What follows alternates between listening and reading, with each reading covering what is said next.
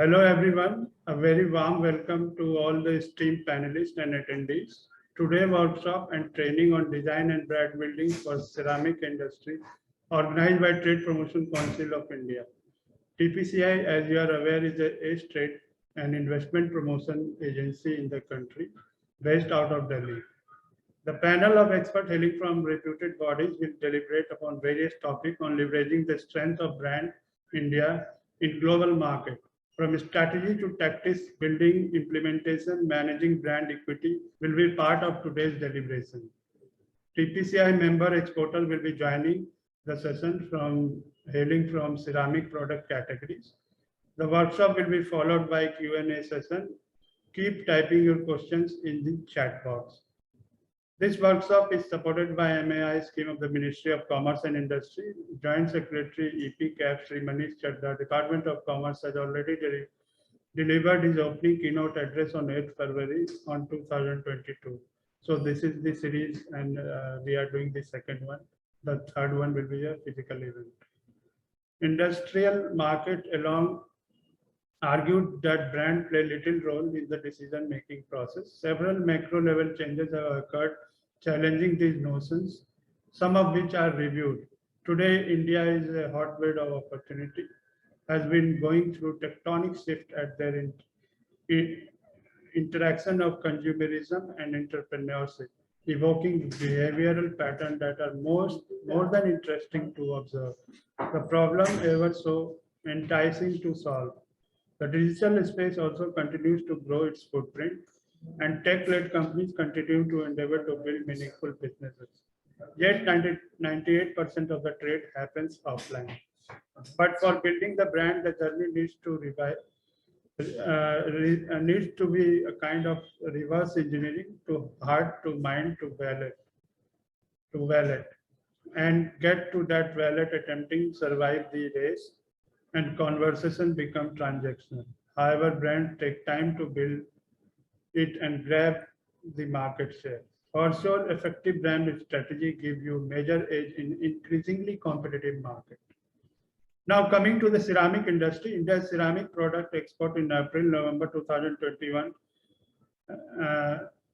stood at 1.5 billion USD, which contributed about less than 1% of India's total export. In 5 years, the CGR growth, compounded annual growth rate of the sector, was 13.79% as per the UN Comtrade, which is not bad. The top export destination of Indian ceramic export in 2020 was Saudi Arabia, US, USA, that composed of approximately 30% of the exported value in 2022. The top export ceramic products are unglazed ceramic flags and pavings, refractory bricks, block tiles, and ceramic sinks, wash basins. In order to facilitate export in this segment, export, credit availability, credit building, and knowledge dissemination are the need of the hour to better enable Indian exporter in this segment. So today we have esteemed panel of speakers. If I may name them, Anju Pawar, Discipline Faculty, Ceramic and Glass Design, National Institute of Design, Ahmedabad. Arnotpal Thakur, Visiting Professor, Department of Design, Delhi Technological University, New Delhi, India. Professor Saurabh Vikas Bora, Assistant Professor, Marketing, IIM Ahmedabad. And Pallavi Dondeyal Pantry, Founder and Executive Director, Amigos PR and Communication. Let me invite the first speaker for today, Ms. Anju Pawar, Discipline Faculty, Ceramic and Glass Design, National Institute of Design, Ahmedabad, who will be deliberating upon the following area of design.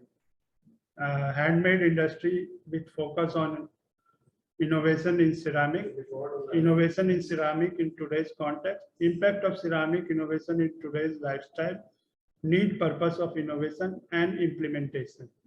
Ma'am, over to you. Yeah. Good afternoon, everyone. Thank you, Samirji, to give me such opportunity to speak about the subject.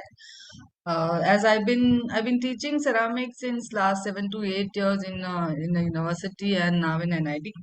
So my perspective, it is more towards an handmade ceramic. So I will be discussing on certain issues and certain prominent products like which are being practiced in handmade sector and their implementation and end results. So I'll share my presentation now, Samir. Is it okay? Right, ma'am. Yes, okay, I am sharing my screen.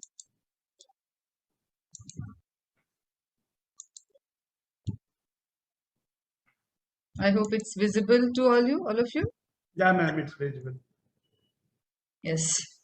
So ceramic innovation, it is uh, it is very important to start with the clay because it is directly related to a clay, and as it has a long history, the clay pots, the clay vessels, it's the first vessel. It's the first innovation in context to clay, right? According to me, and what if I relate to the innovation? It is creating a new thing. It's a process of creating new ideas and generating a growth towards a success, because if there is no innovation, the growth is also going to be stagnant and the success is also going to be restricted.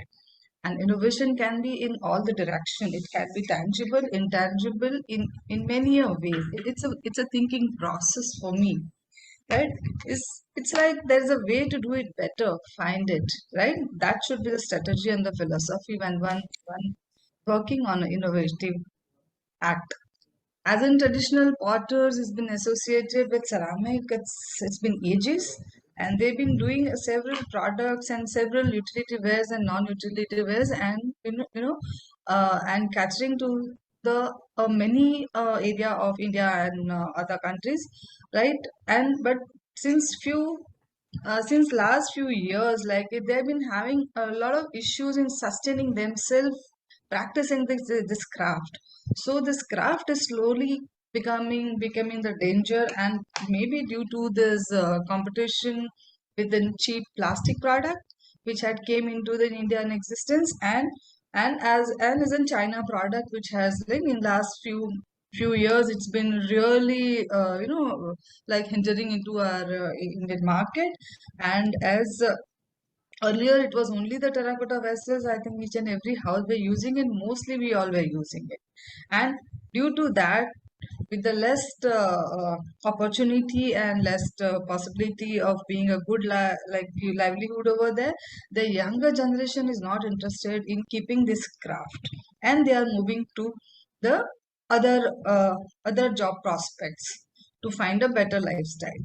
So, in context to that, I would like to discuss few projects which some designers have already worked on it to sustain this craft and to give them a look employments. So, this is the Studio based in Auroville. Uh, Architecture is Dharmesh Jadeja. He has uh, he has used this terracotta pots and platters in very innovative way into a ceiling to beat the summer heat, and at the same time he has used the local potters around the Auroville and given them a local employment to sustain them. That's how the potters have been encouraged to make more pots and to make a big money out of that. So this is how and Dharmesh has done several projects with offices and with a unique residence also, and this has created a very good impact on an architectural element also. The another project is like Cool End. I hope you must have aware. This is the Cool End project. It is mainly designed on eco-friendly outdoor cooling system, and Mr. Manish Pura have designed. He is a Delhi-based architect. He's mainly work onto the eco-friendly products, and he has taken this. He is inspired by the traditional water cooling system that has been we've been using it since 80s, I guess, in India. So it is a very low cost and have used traditional methods with minimum technology, and it consumes very less energy. So he has design is inspired by this beehive structure, and he have used long terracotta pots. He have hired a few terracotta potters in Uttamnagar and near Delhi, and he had given them employment. He had made more than this beehives is made more than 100 terracotta pots together. Materials been used steel, terracotta and water, and a pump to recirculate the water.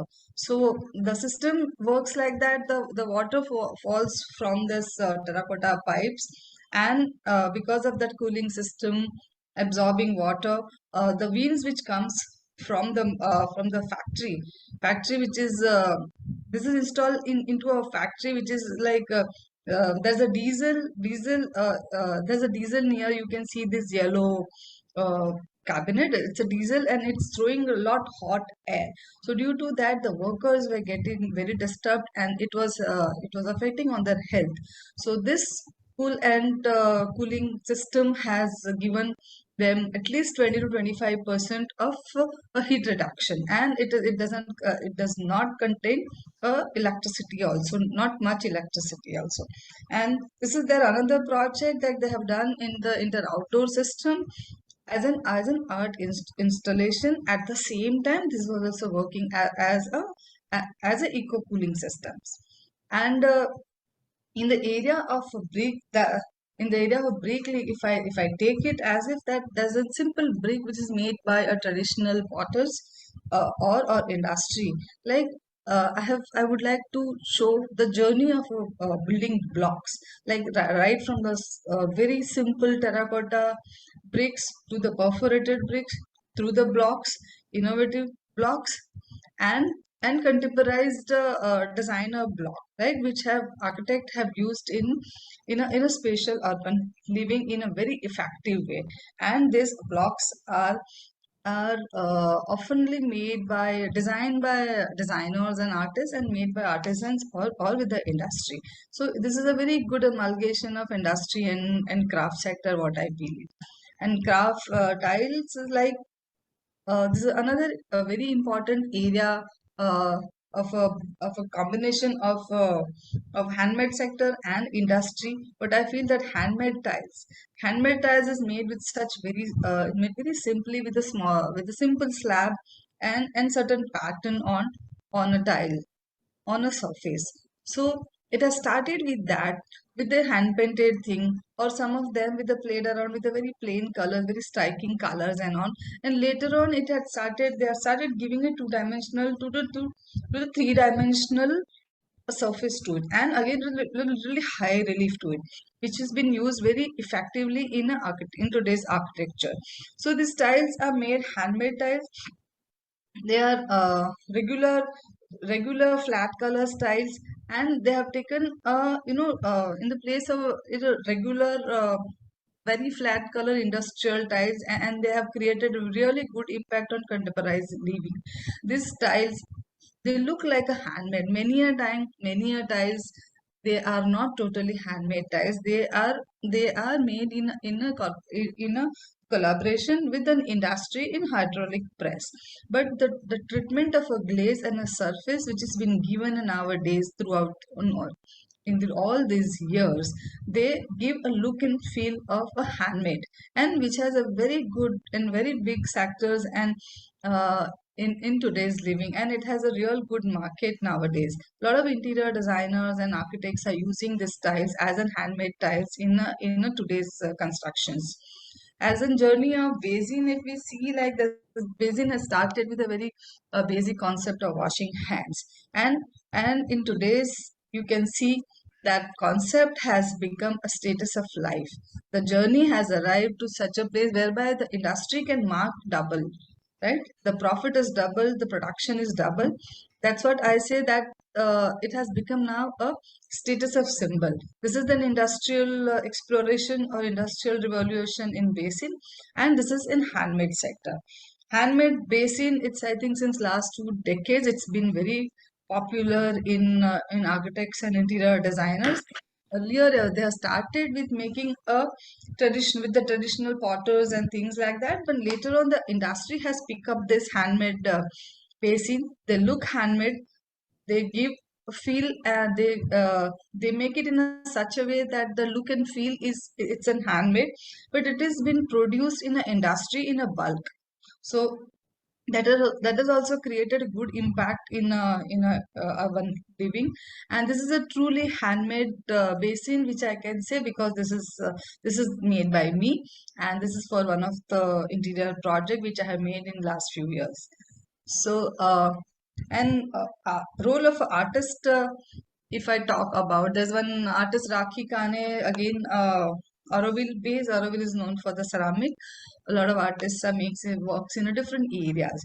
So here Rakhi has made one art installation inspired by a Jaipur architecture, and it had created, and she had played with a very nice light and shadow, and had created this is done in a ceramic, high-fired ceramic, and it's a very good example of an architectural element. And as I talked earlier about the tiles, that the look and feel of a glaze and a surface is being given as an handmade. It would look like a handmade. So these are the few glaze explorations which has been made, which are been made and explored for for a handmade pottery. These are my explorations, and which I have created a palette for a handmade production. And these are few special surface treatment which has been done with a certain technique of firing technique. And there are few industry, the small tile industry, they are also using this technique uh, to make a high categorized tiles, and they are actually into a market. So these are some special firing things, and these are the miniature. This here from here I would like to share some of my work. This been these are few products which it's been designed by me, and it has been produced by a rural women's in nearby studio. So here the various forms has been, depicted in a different gestures and different expressions with different colors and different surfaces. So these are mainly as a home decor product, and it goes very well with the home decor and interior space. And it has a very specific market and a very, very specific buyers for it. Here it's a mainly a play with the particular forms, this expression, this surface, this treatment, and later on it is with the small utility. Now, if we see the utility part of it, that at the natural form enhance the contemporary lifestyle with the beauty of natural forms and handmade touch to it. And at the same way, if we see the tableware, handmade tablewares, so these are truly handmade, tableware products. Some more tableware products with the different kinds of feel and texture, and these are some functional jars which has been done in a natural form of a birds, and very beautiful treatment has been done on a surface with the different kinds of a glaze and a surface. And here it's a very different project. Till here I was talking about the conventional handmade ceramic and the things which has been doing it since it is in market, and it's been in a demand in a handmade sector. Here this was the challenge project which uh, I have gotten one one project from a corporation to create a ceramic circle. Like in a city, there are small circles they've been allotted. So we've been allotted a ceramic. There's one circle which we have to do it with with the ceramic. So here I have taken.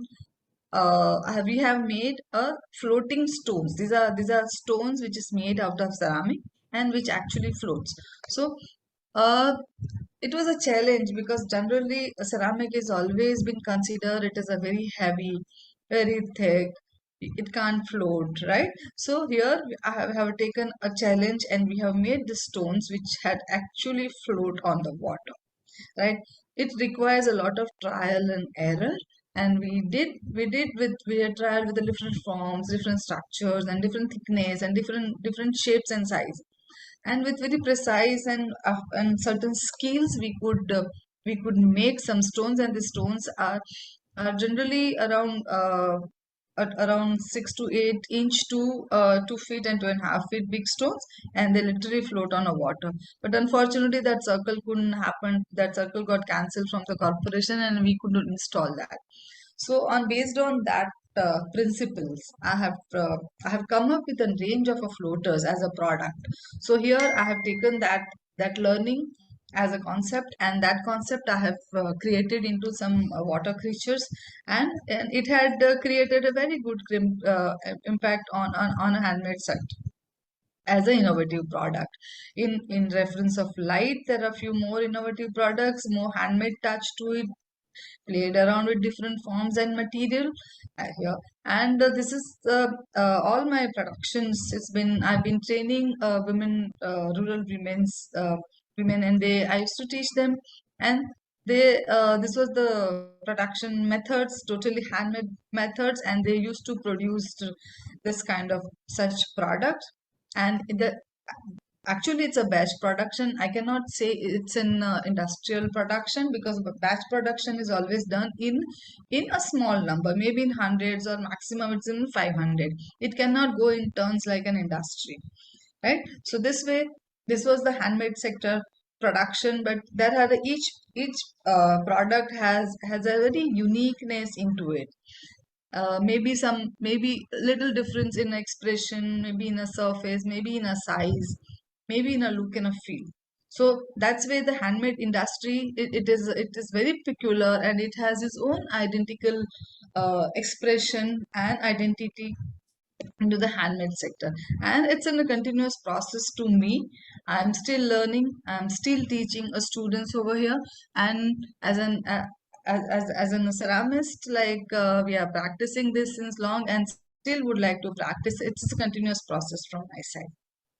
It's done from my side. Thank you. Thank you, Mr. Anju Pawar.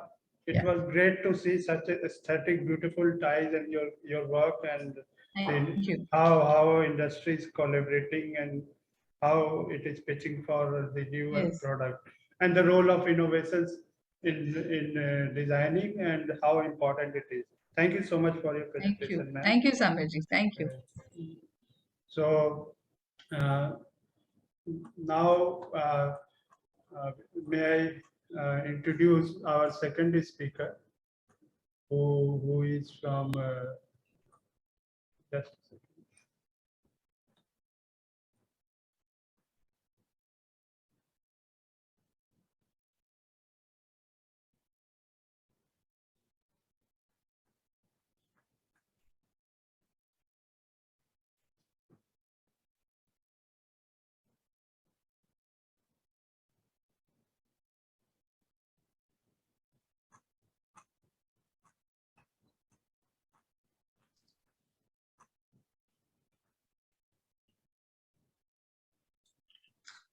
Mr. Push, Yes, sir.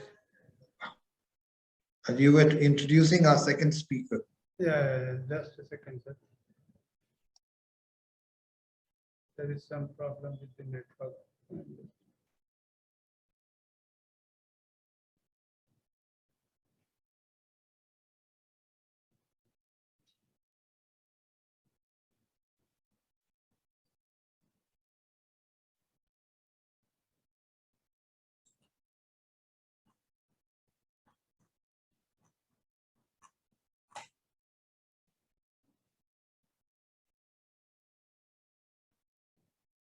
Just excuse me for this.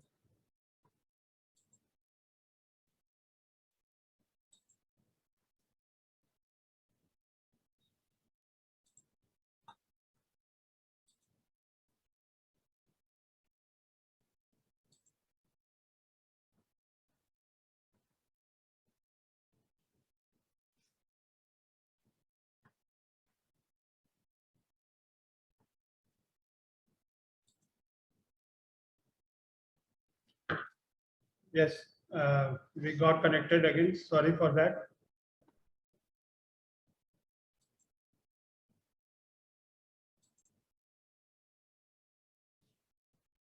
Yeah. Am I audible? Yeah.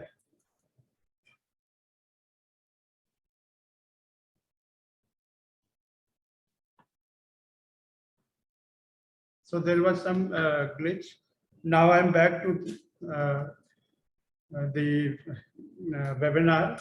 May I please introduce Mr. Arnottam Pal Thakur, Visiting Professor, Department of Design, Delhi Technological University, New Delhi. So earlier this Delhi Technological University was very popular and it was called Delhi College of Engineering. It's still very sought after institute in Delhi NCR.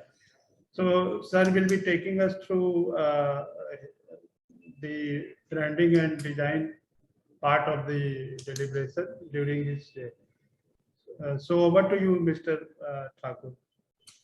Great. Thank you very much, everybody. And thank you, Mr. Push, for inviting me for the webinar. And thanks to all the attendees as well. I'm really honored to share this panel with all these, learned people who know about the industry a lot more than me. My background is very different. Before becoming a teacher, I've spent more than 25 years in fashion industry, working in Europe and Far East. So that is where I picked up, or my experience has been what branding and what design can do to a product, as well as how it can really make the business seem so much more interesting. I was just before this webinar a couple of days back, I was looking at the place of ceramics within Indian industry and in the Indian ceramic industry in the world in a context of the globe. Now, from what I can make out, India is somewhere around 7th or 6th largest ceramic producer in the world. But if somewhere to ask outside this country, I don't know, even within this country, when you think of ceramics or if you think of porcelain, what name comes to your mind? In the tiles, maybe Kajarias or the Somanis or those kind of names would come to your mind. But in porcelain, what would come to your mind? And remember, we must remember, difference between porcelain and ceramic is not so much. They are not so different, except that you're using finer clay and a higher temperature to get porcelain. I used to live in Spain, and where I used to live, nearby there is a organization or a brand based for a good 100 years from a small, I would call it a village, and the brand name is Yadru. I don't know how many on the panel or amongst the attendees know of the brand Yadru. It's a very, very expensive porcelain, right? And I was talking to them, I think way back in 2004 or 5, when they were planning to open in India. They did such a good, they had such a good understanding of the Indian market. Their little Krishna idols and all those kind of idols, they sell for a price which I'm not sure. I think it's 35 to 50,000 rupees for a very small piece. Now, why is it that Yadro can come into India and sell its figurine in porcelain at such a high price? And Indian ceramic industry, which has been in existence at least for 100 years as an industry, as an art, it has been there for, like Ms. Pawar had just explained, we've been making pots and potteries for a very, very long time. So either we have missed something or we have not focused our attention to what really should be done. Our, artisans are in penury. Some of the companies have become volume producers, but if you went outside the country and asked for a particular brand from India, you would find it very, very hard to kind of name one, right? So for building brands, and I know we've got professors from IIMs and people who've been my own understanding of how you build brands is, one is your textbook definition of what Philip Kotler probably wrote in his Principles of Marketing. But first you need to understand, I'll just share a couple of slides, if that's okay with you guys, okay? Yes, sir. You may please.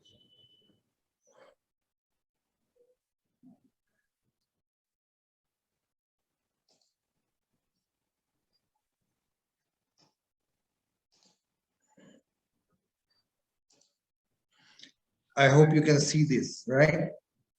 Yes. So when you are trying to sell something, there are very few simple questions. When you're making a particular product or as a business, questions you need to ask is, why do you exist? What makes you different? Are you trying to solve a problem? And whatever solution you provide, why should people care? So when you're trying to build a brand, one is obviously you see a need in the marketplace, or you think you've got something which will help people or solve their problems.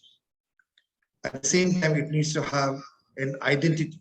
What is so different you have that is not available to somebody else, or somebody else is not providing it? And then you have to find a way where you can connect, your solution connects emotionally to the people who are going to buy your product. If you are not able to answer these questions in a very focused and succinct way, you are going to struggle.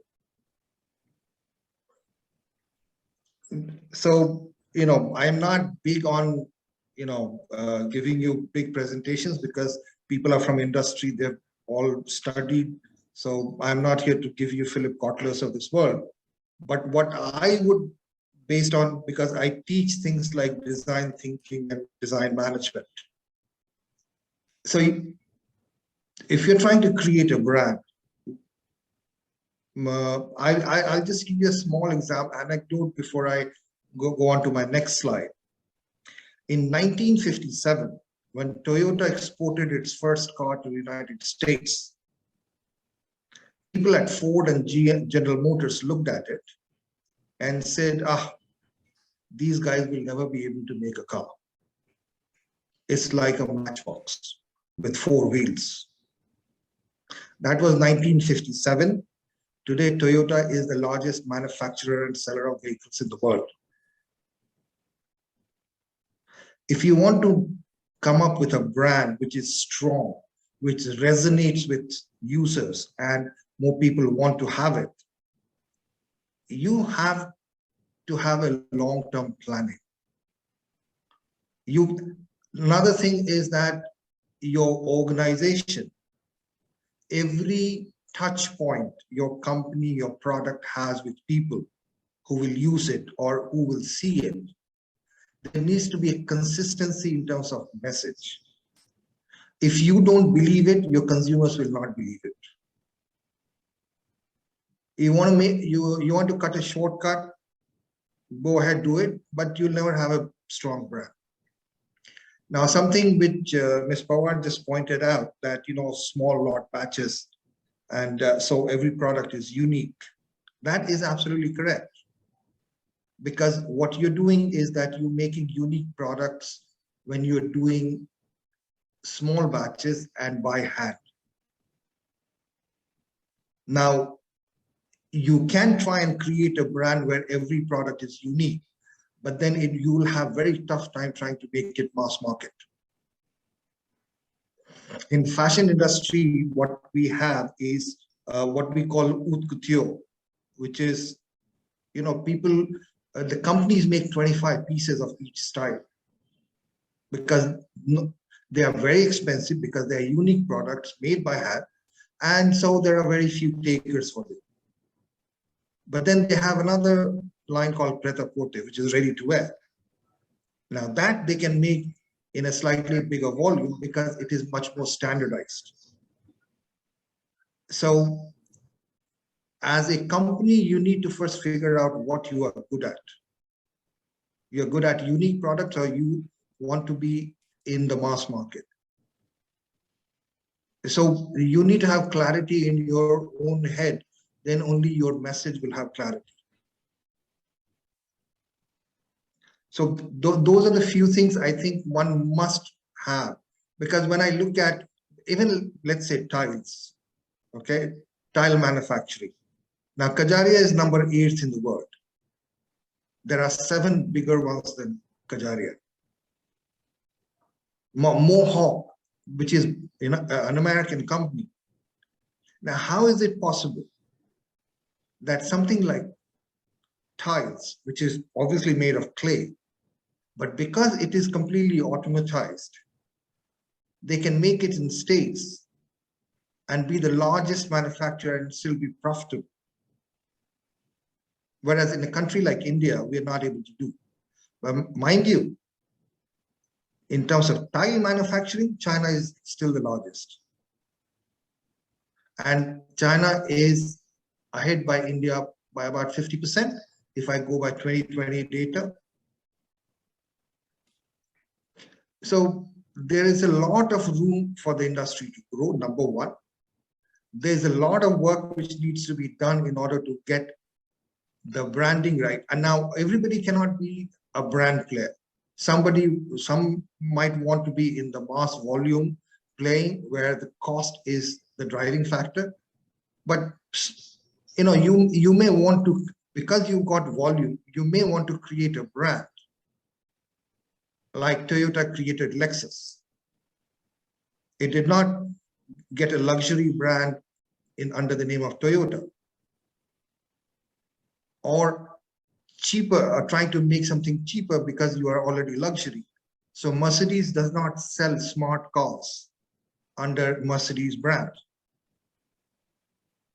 So one needs to be very, very particular, and that is where I mentioned that you need to have clarity in your own business as to what you want to be. Because today, if you want to look for technology, you can get it. There are enough large companies in this country who can buy the technologies that is required to make standard high value products. But you need to be very, very clear, because then you can articulate it, you can have clear messaging. So coming to my next slide, I am not big on this, but you need to build a narrative around your brand. Without narrative, nothing will work. So I picked up 4 names from the ceramic industry worldwide. I don't know how many of you know about this Limoges porcelain, which comes from the town of Limoges in France. They are known for, I have mentioned it, so I don't want to read it for you, but dazzling white, luminous hue and intricacies of its hand-painted decorations. Okay. Now, these are all, late 19th, early 20th century, mostly 19th century they have started. Again, same artisans from the same place, from the same town of Limoges, and they used to do these things. And over a period of time, they have created an identity for themselves. You want to buy a Limoges porcelain, it will cost you 10,000 euros. Or, I'm sure most of you know this, Noritake. It's a Japanese porcelain. But it has a factory in Sri Lanka. I think in 2001, I bought a complete dinner set. And, again, it started somewhere in late 18th or early 19th century. Now, again, they're called porcelain, but the basic technology is not so different. Whether you're making, tiles or ceramics or, porcelain. It's just the quality of the clay and kind of pressure and temperature.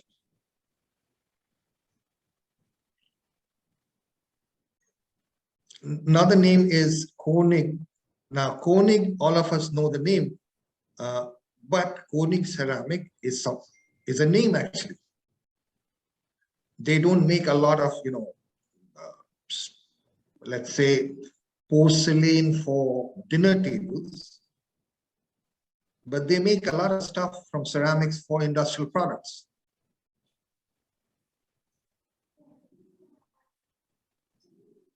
And obviously, Yadro.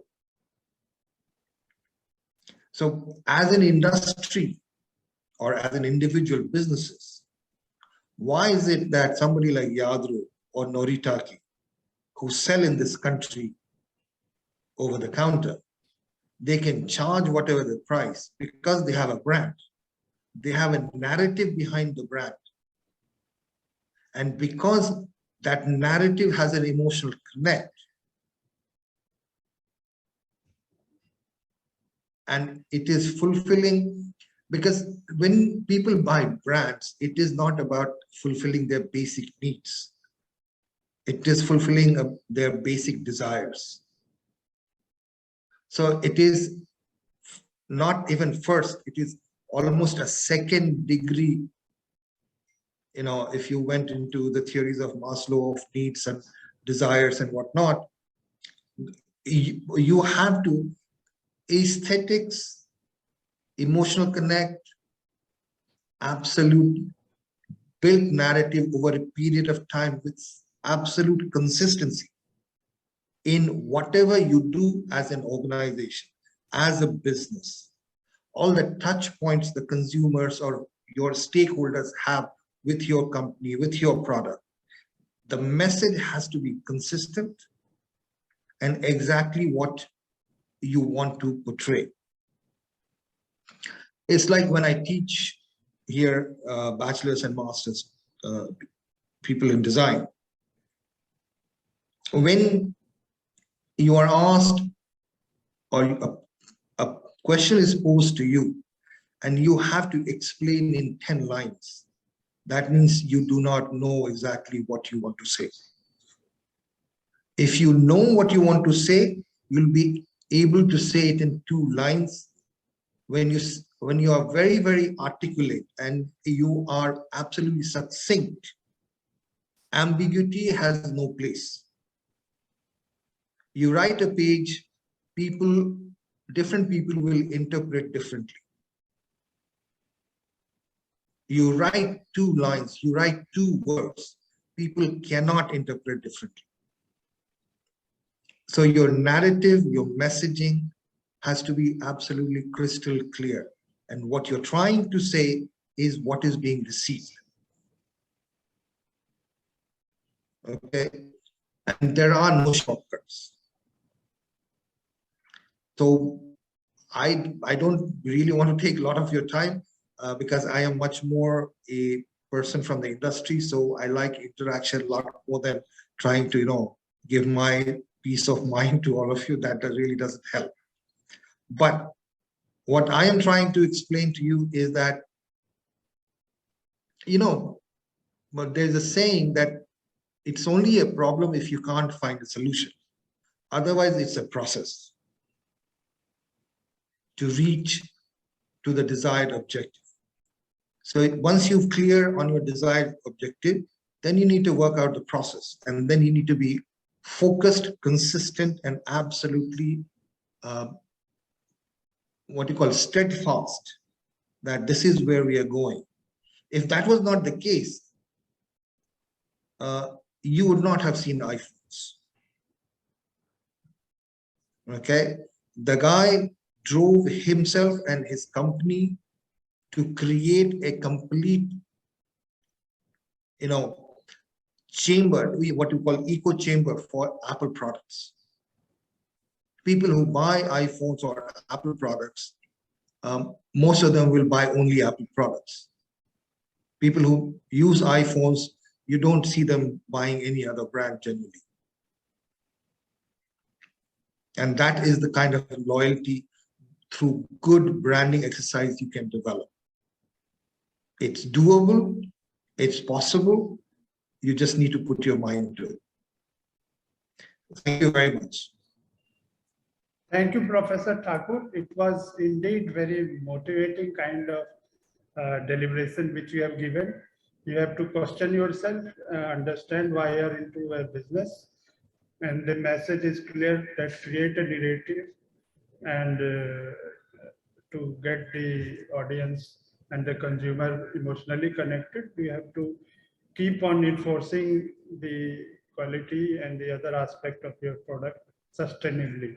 Thank you so much, sir, for your Thank you. presence. Please wait. We will. I have to personally ask you many questions. Okay, no problem.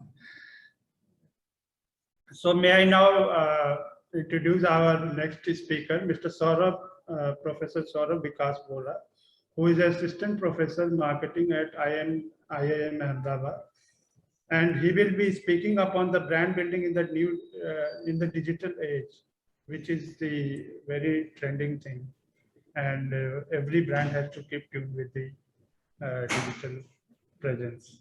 Thank you so much, sir, for joining. Please continue. Thanks, Samir. So I will just pick up where I think Mr. Thakur has left, and I'll just pick up from there. So what had changed over a period of time in terms of the world of branding, right? So previously, from earlier days where brand used to create those narratives, they're becoming, and those narratives are now created by people themselves. So the easy way to say look at is basically what I say in many cases, right? We don't need to watch news to know about the news, because everybody with a camera can produce news. So your traditional channels, which used to dominate, where brands used to have a lot of control over the narratives, that controls are slowly getting loosened up. So in a sense that many a times you as a brand may want to say something, but people may want to say entirely different things about you. And therefore, what happened because of that reason, in many places, brands started getting talking to consumers, getting engaged with consumers, and started doing things through which they can promote a narrative. Now, the narrative is also very dynamic. So this entire idea of heroes and villains, right? Our heroes and villains kept on changing. And these days, it's kept on changing very fast. So brand today, which is a hero, tomorrow may be entirely a villain. And that kind of keeps on happening. And there are like multiple examples that one might cite from real world to kind of suggest that this keeps on happening, right? At one point, Volkswagen was caught cheating while they fudged the data in terms of emission norms. And then at another point, Volkswagen will come up with a great design, and people may again wow about Volkswagen again.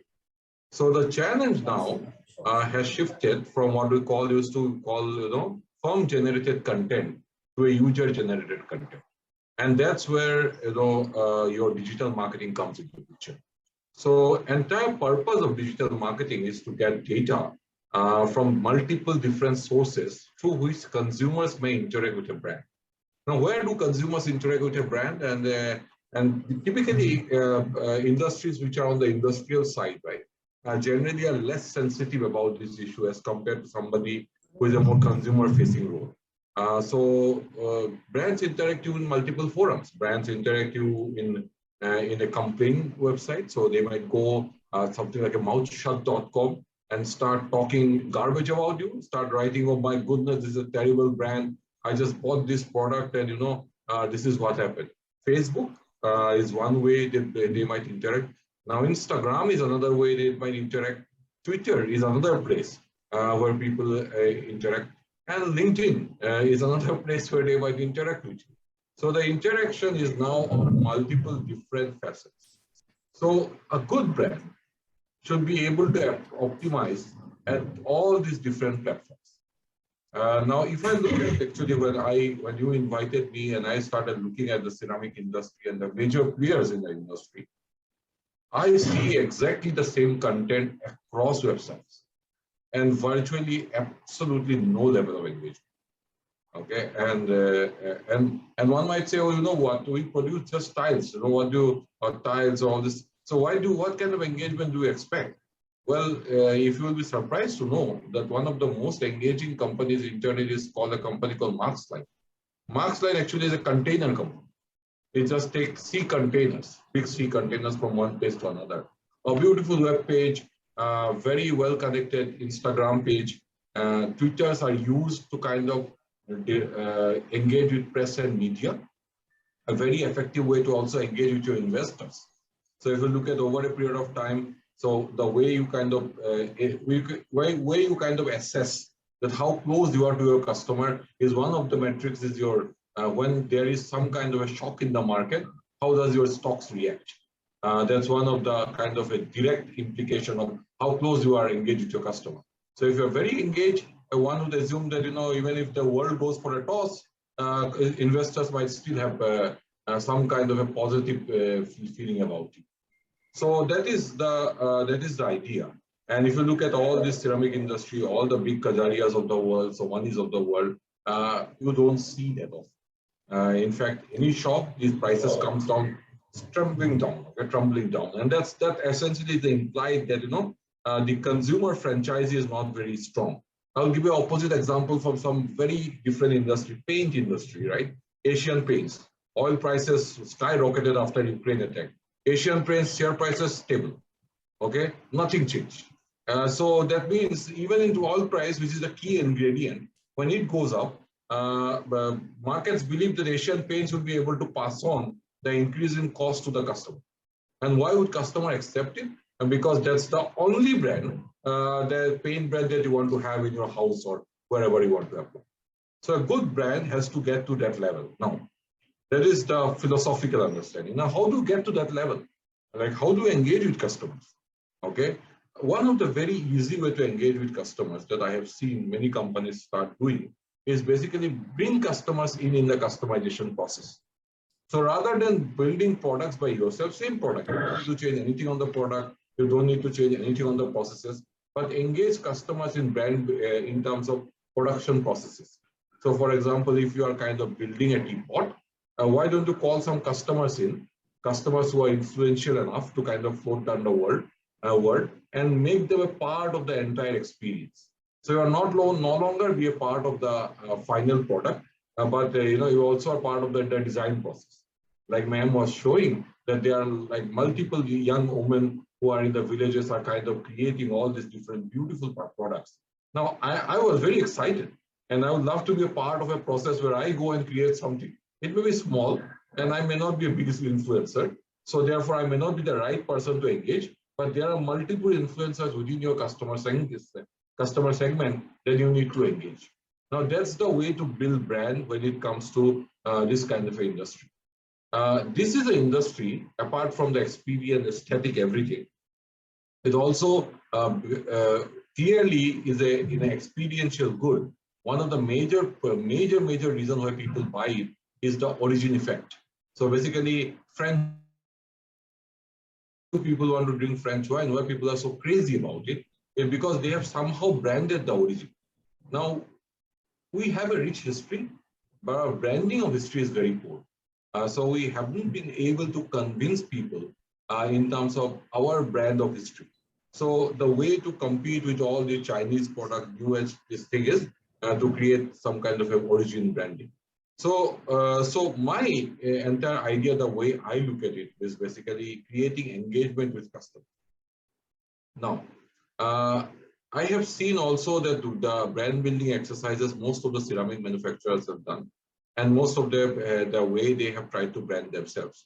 And so what I find very interesting is that their branding revolves around technical quality and sometimes highly emotional appeals. Okay, so emotional appeals, if you have seen the ads of Kajaria tiles, it's kind of very clear. It appeals to your nationalistic instinct. So it will say that it's a tiles from India, so why don't you buy it? Okay. People do give premium for nationalistic brands. There is no doubt about it, but up to a level. After that point in time, people become extremely rational when it comes to start taking toll on your pocket. So one would start thinking that there is no attempt by all these manufacturers to kind of create some kind of a customer engage with customers. So my entire idea is that you need to kind of start engaging with customer and optimize your portfolio of different engagement tools. So the first tool where a consumer might get engaged with you is basically your web page. Now, how is your web page look like? Is it primarily a web page is designed primarily from consumer's perspective or a manufacturer perspective?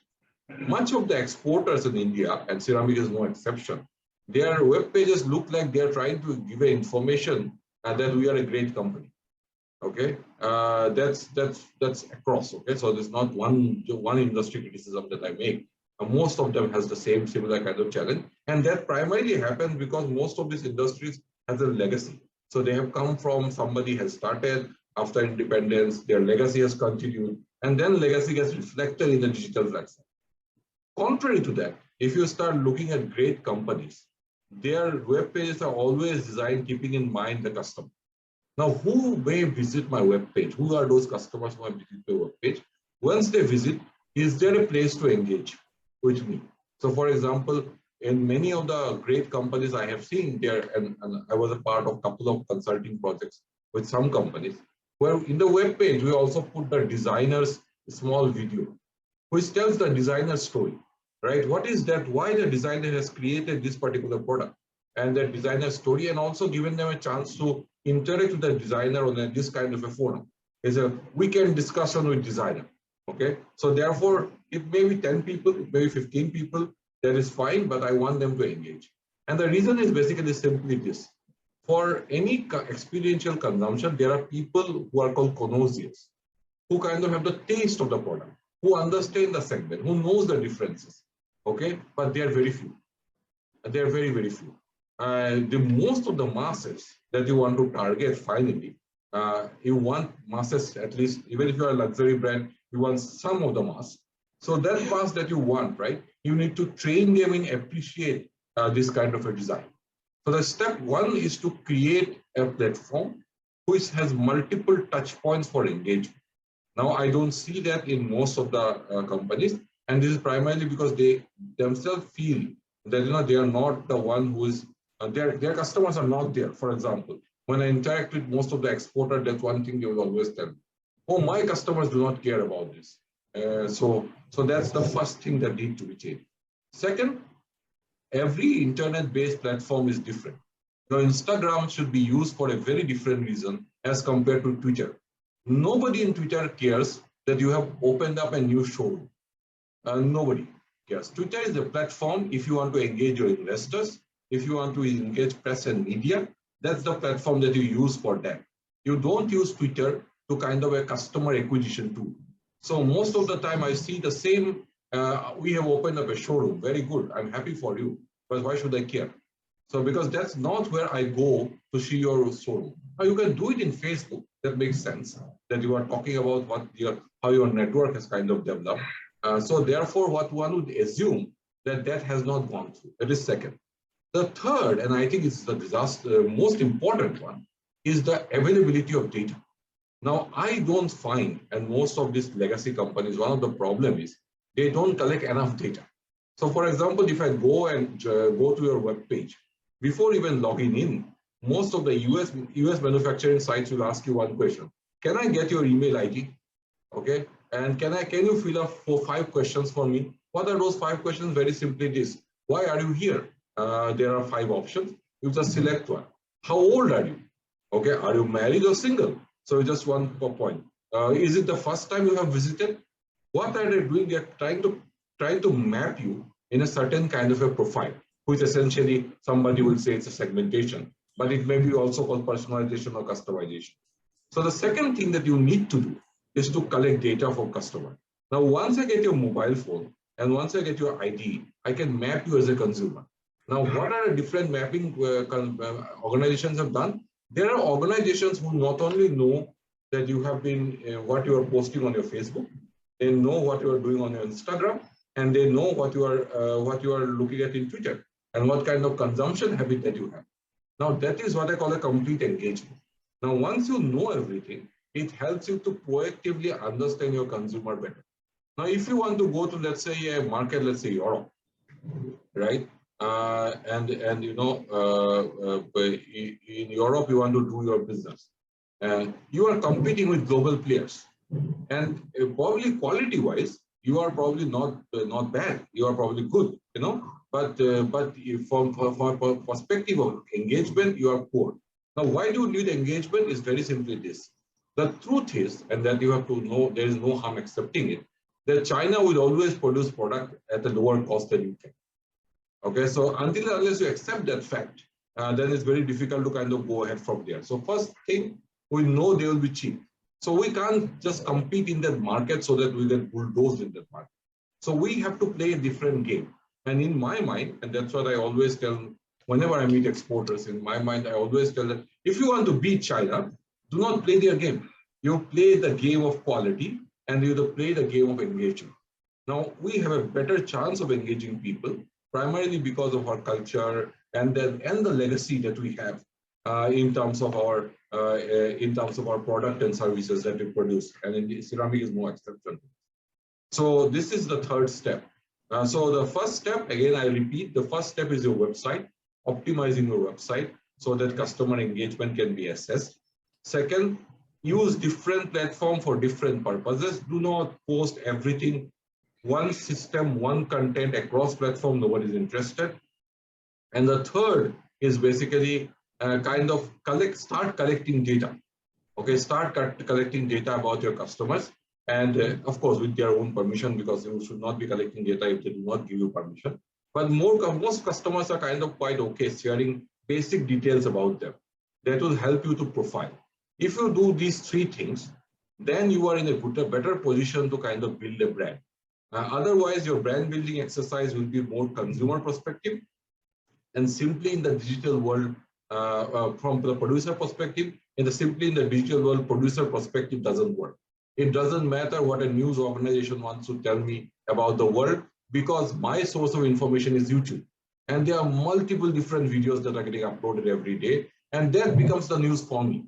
So therefore, what you have to do, you have to appreciate the fact that news has been democratized. Many people with cameras can produce news. Thus, your brand building also needs to be democratized. So therefore, I think these are the three major points I would like to highlight and point out to these people as they want to go along and build different brands across the world. Thank you. Thank you, Professor Bora, for such an intuitive address, and hope many the brands will realize that you need to play the game of quality and engagement to sustain in market and be competitive, and just don't complain about the cost competitiveness of China. So keep on focusing on quality, optimizing the other things which Mr. Bora has suggested, like optimizing your website, increase your the engagement, and then of course collect the good data which can be utilized for the other purposes. Thank you so much, sir, for your presence. Now the fourth speaker in the panel, STEAM panel, is Mr. Pallavi Dondal Pantry. She is the founder and executive director of Amigos PR and Communication. She was earlier a media person who was working with Bennett Coleman Group and has worked for TOI and ET as business editors. During her address, she will be deliberating upon the few of the areas like why brand building is important, what role PR and communication can play, and the concept of brand equity, and how does it help to increase the brand recall and sustainability, brand strategy and its implications, etc. So may I now call Pallavi to take over, please. Yeah, thank you so much, Samir, for this lovely opportunity, and feel great to be, amongst the esteemed panelists today. So, as Samir said, I will be talking about branding, and along with branding, why PR is important, and how twinning both branding and PR can help in creating and making presence of a product felt, so which is very important. yeah, unique identity is very important for a product, and for that branding needs to happen, which could be, just about a symbol, a mark. It could be just a logo, name, word, or sentence, or a slogan. I mean, we know how slogan actually works, so we know what Coke's slogan is all about. So yeah, slogans do make an impact. Yeah, so taste is feeling. Yeah, so that's there. So yeah, definitely a branded product survives longer than any undifferentiated product. So branding is important, and how it can be worked in a better way with PR. So that's what I'm going to talk about. I will share a PPT just to stay focused.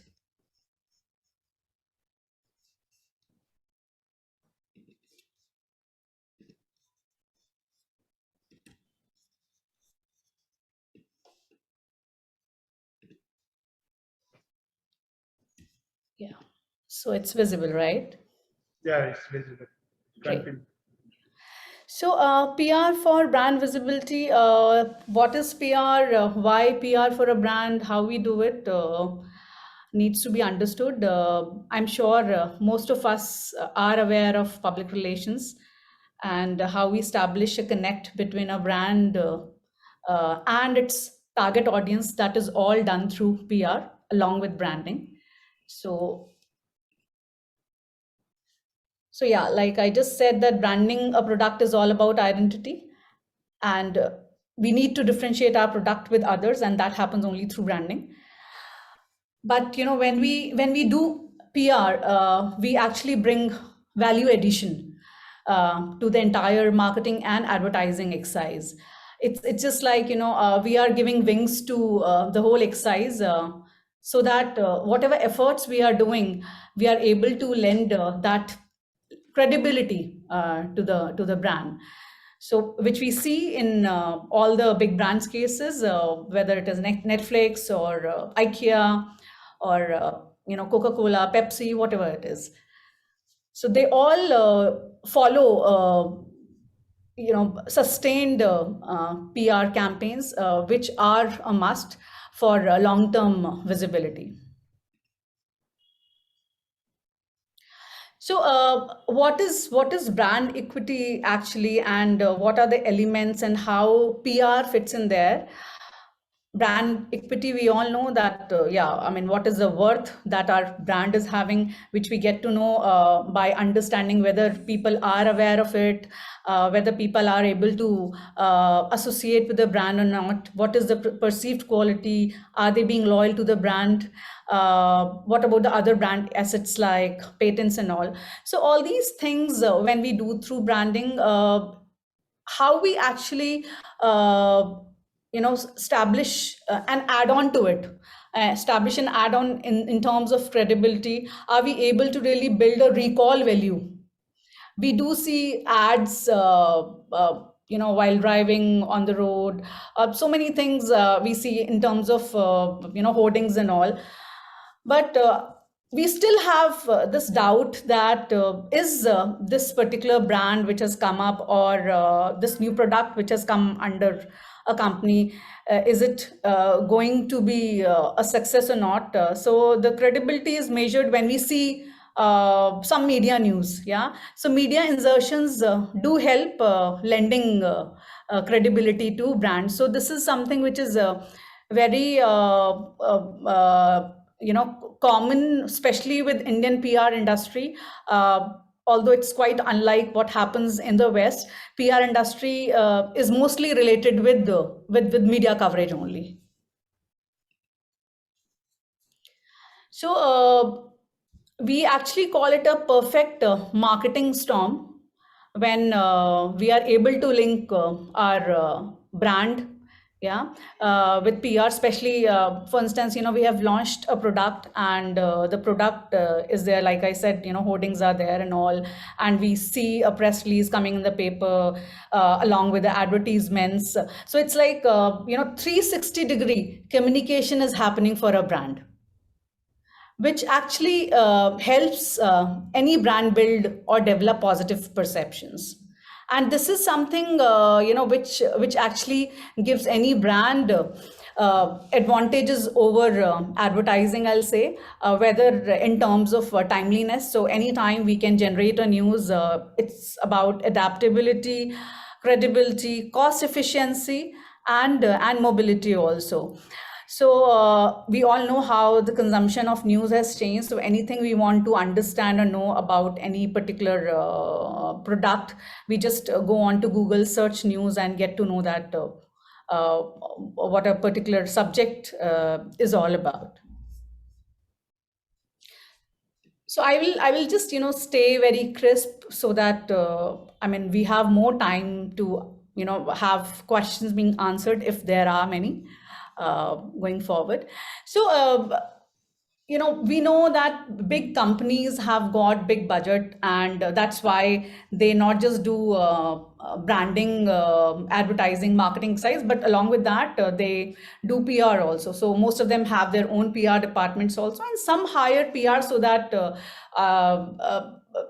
more focus is brought into it. So their departments are known as corporate communication departments, and they tie up with any PR agency, and that's how the entire communication is done. So when we talk about medium and small scale enterprises, especially as we are talking about the ceramic industry, and most of them, they are falling into this category.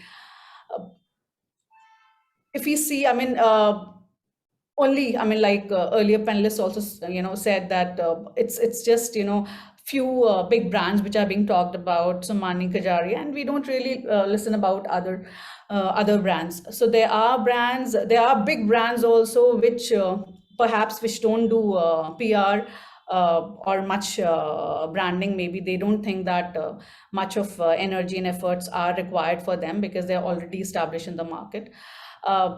However, if I come back to MSMEs, I think it's very important that their marketers, they put enough thought and efforts into their brand, and here PR can actually help.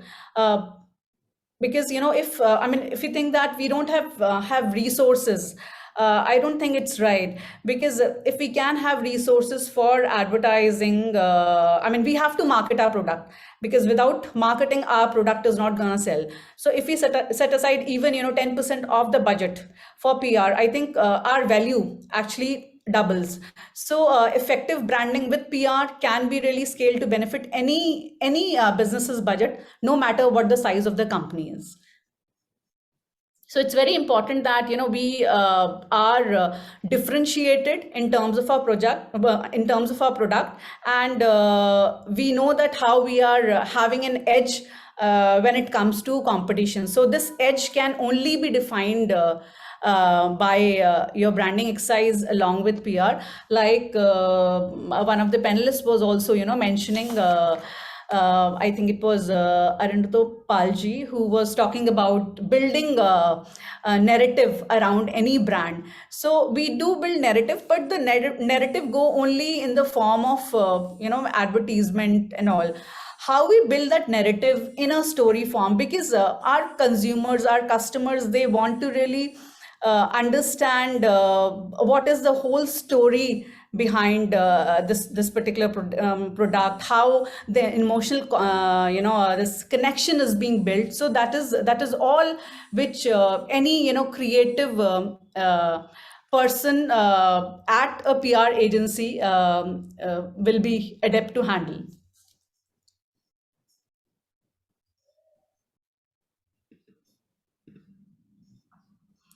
So here I'll just take a small example of Morbi cluster in Ahmedabad.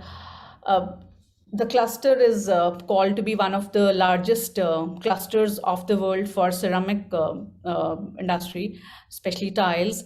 But how many of us actually know about it? And it is something which needs to be really brought on the world map, which if we talk about masses are not really aware. So how do we actually build brand for it. It's something, because the cluster is there, the association is there, everybody can put in efforts and put in their resources to really create a brand for themselves. It's very important. So I'm just here defining how a PR how any PR engagement can help here. The cluster is age old, and it has a lot of socio-economic issues being attached to it. So a lot of impact stories can be done. Yeah, like when Anjuji started to said, she was talking about the traditional potters. So many traditional people are still there, but now working in the tile industry. So how their livelihood has changed. Have you ever heard stories like that? There could be one or two of you, but on sustained basis, if we talk about such kind of initiatives, they need to be really brought onto the global map, which can happen only through sustained communication exercise. And here PR really comes in handy. So we can really talk about sustainable practices. Why I'm talking about sustainable practices? Because ceramic tile industry, it actually adds to environment pollution. Yeah. So this is, and how we are bringing in things where we are only doing practices in a sustainable way. They need to be really highlighted. So what are the challenges, what are the current trends which are happening, solutions that we can see, and what could be the way forward? Because we are seeing that we are actually estimating that this particular industry is actually going to touch, I think, $289 US billion by 2029. So which is going to be a real, which is a big dream, I must say. And talking about what India can contribute is very important. So this is all I would like to say in terms of what PR can say. And if I talk about why a PR needs to be hired, I would just say that it comes quite easy to pocket, unlike any advertising exercise. And it actually gives you credibility, because when media talks about it, talks about any initiative, people tend to understand that, okay, there is something which is genuinely associated with a particular brand or a company. There's just one last slide which I would like to share. So this is a slide which talks about the reputation roadmap with PR Beat. Even a small company or a startup which has just started, it starts with empathy, where people are really not interested about knowing about you, but with PR exercise we are able to create awareness. Then we are able to generate momentum, and people tend to recognize us. So it's not just about the masses, but even media, because when we do regular feeders with media, they tend to recognize us. Then the masses are our target audience. They start to appreciate us. Trust is built, and with trust, respect also comes in. And once the respect is established, I think we start to advocate. Yeah, so this is where the brand loyalty comes in, and we actually become a cult figure at last. So thank you so much, Samir, for this opportunity. Thank you, Pallavi, for this nice presentation and the need for 360-degree communication approach, and how connecting with the consumer through media channels, PR, is really important for sustained brand positioning in the market, which might be a value to add value to any business. Thank you so much. And this is now time to take the questions one by one. So the first question has to be answered by Ms. Anuj Pawar. In the countries outside India, terracotta planters for plants are sold at quite high prices, even basically gamlas. But we don't see them coming from India. They are from the European countries like Poland, Italy. Are the planters in need of quality upgrade in terms of the strength, design, and or branding? How can we start to export our terracotta and ceramic planters on a large scale? I guess our traditional potters are not exposed to the export market directly, but there are few vendors, like there are few exporters, they do approach to the traditional potters and they collect the pots and they do sell it. And now there are some industries also, they have started producing a terracotta pots and other product in terracotta. And they do direct export also, or maybe they must be doing some exports through some channels or some organization. And we talk about, if we talk about the quality and strength, so terracotta has its own limitation, and if it is produced in a craft sector, so they have a limitation of kiln, limitation of material, and the production process also. If it has been produced in a factory, so then quality check and other things can be taken over. That's what Right. I feel about this question. Right, ma'am. Thank you. On behalf of the industry, ma'am, may I know if NID offers any service to industry for designing Yes, part? yes, and I do offer. So is it chargeable or what? We have just from institute there are certain guidelines which industry has to follow. Okay, ma'am. Thank you so much. So I'll get Mr. back to Push, you, sir. Mr. Push, just one intervention I wanted to make regarding the export of, gamlas and things like that. Sir. Most of people who are exporting to European Union should be aware by now that given the new budget which European Union has started from this year, the 10-year cycle has started, sorry, 7-year cycle has started from this year. How much carbon you generate in making your product, that amount of taxation will be levied for putting that product in European Union market. So if you compare the regulations between, say, an Italian or any European Union manufacturer, if you are not meeting those stringent criteria, then your product, however good it may be, it will incur an extra cost. Thank you, sir. Thank you for this update. And I know EU and US norms are pretty stringent. Even in the food sector, they have come up with the codex standards. So those who don't comply, their product doesn't fit in that market. So let us move to the next question, which is directed towards Mr. Professor Bora. Is it true that brands and product complement each other? Sometimes brand value is high, but product acceptability over the period of time is low. Hero has become villain over the period of time, but the brand value remained high. So sometimes due to legacy, your brand value might still continue. But then if you do not continually rejuvenate, then the brand kinds of goes for a toss.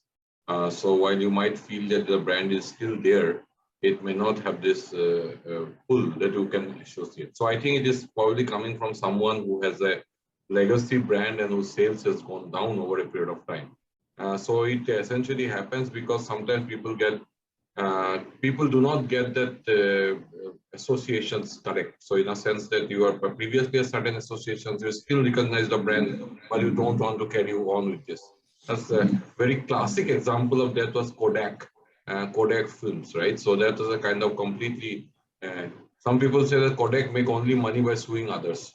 So there is no other business that Kodak is in. So at one point in time, still remember that Kodak used to be like the film that you want to use if you want to have a photograph.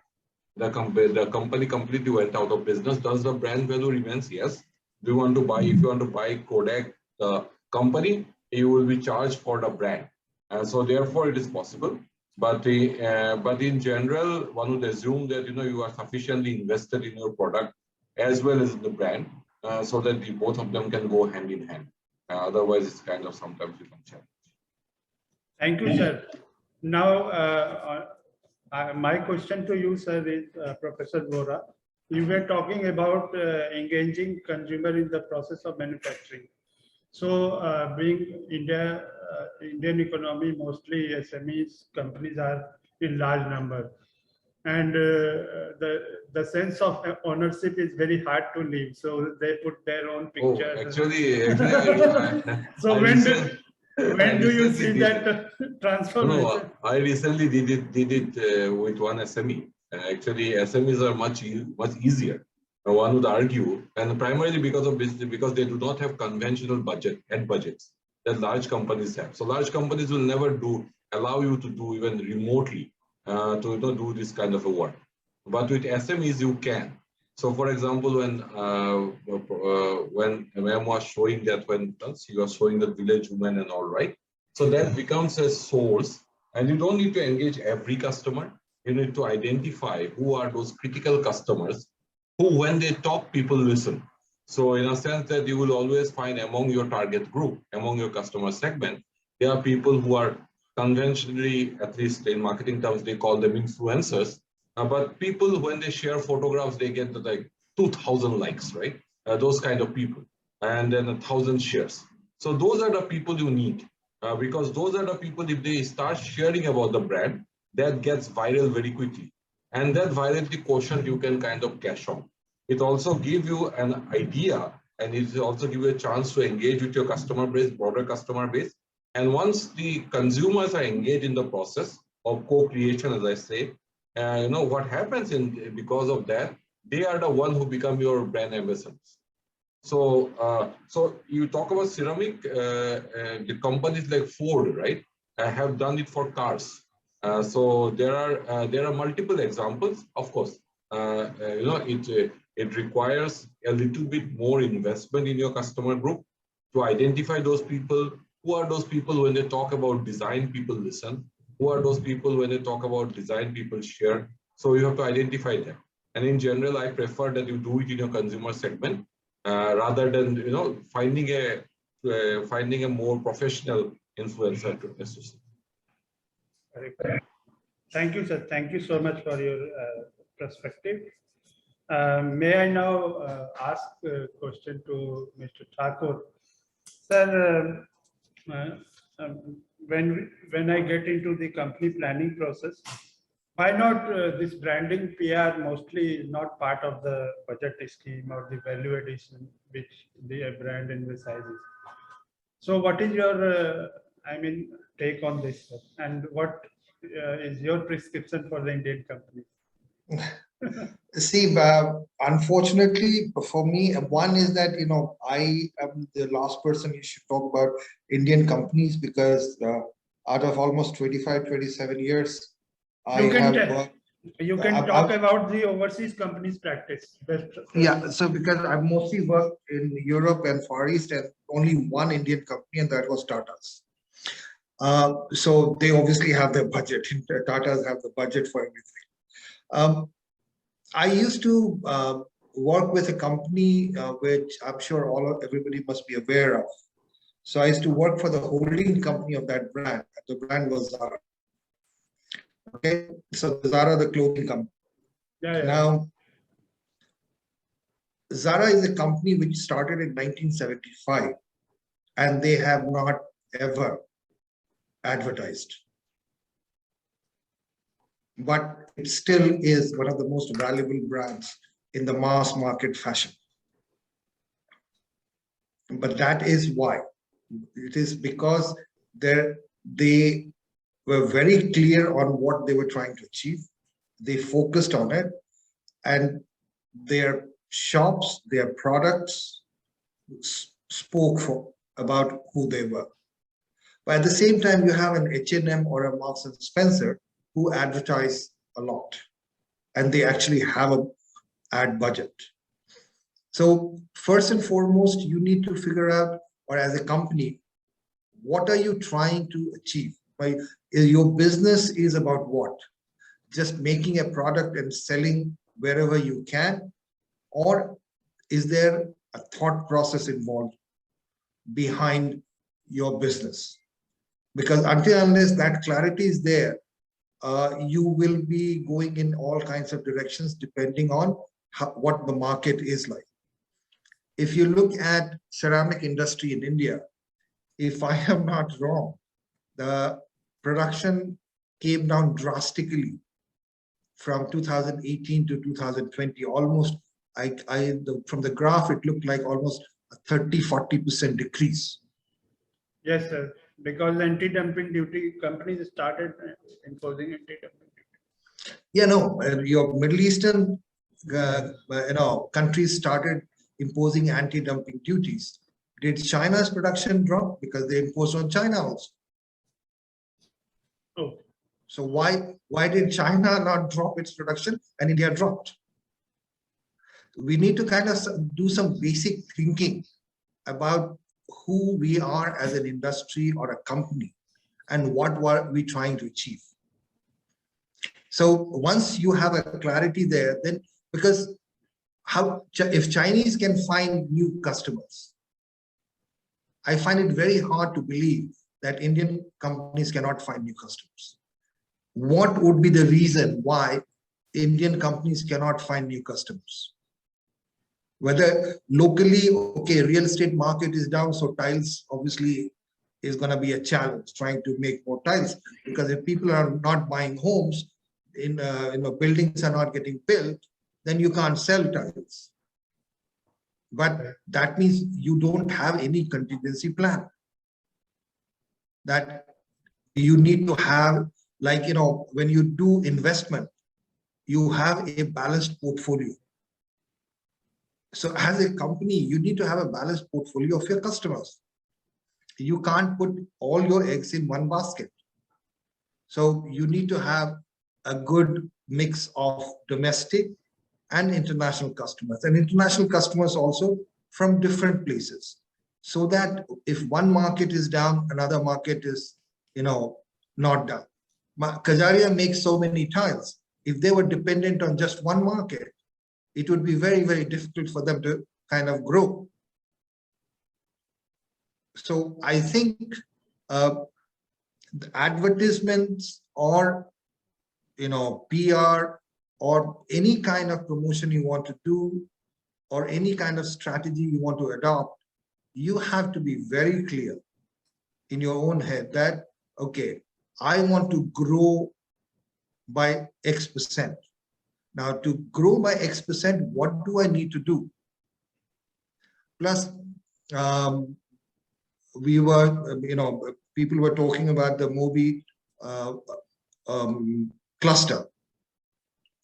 It is using a lot of artisans are involved, but what has the local organization done for, let's say, technology upgrade, productivity increase, things like that?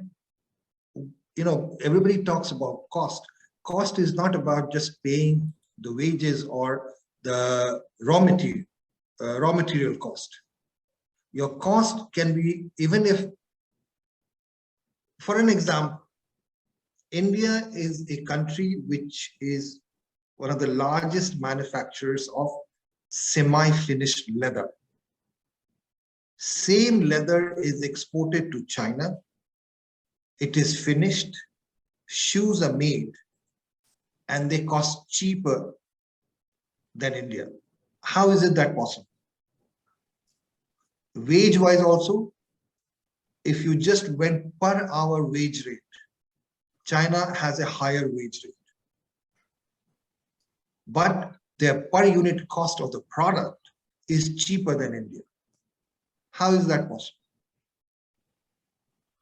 So we really need to kind of have a proper think and introspect that how we can upgrade our own manufacturing systems.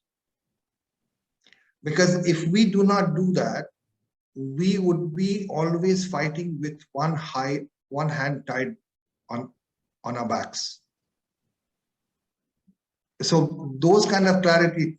Somebody wrote a question which I already answered about why should we not be looking at mass market? Of course we should be. Everybody cannot make a super duper brand. But if you have just one or two good brands which is internationally recognized, then the country of origin perception becomes so much better that when you go for mass market, people recognize that this is a country where good products are made. Absolutely. Some of you may not even remember, or probably were not even born then. Japan was considered a cheap country of origin. Not so long time back.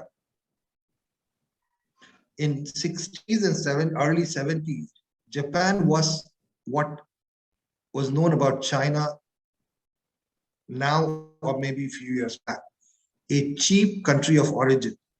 Today, suddenly, if it is a Sony, we don't expect it to be cheap. So it takes a little time for perceptions to kind of become better, but it only becomes better if we all work on it together. The whole now, I'm not saying that each company needs to talk to each other and but if your focus, your aim, your clarity in your own business model is such that you want to upgrade yourself,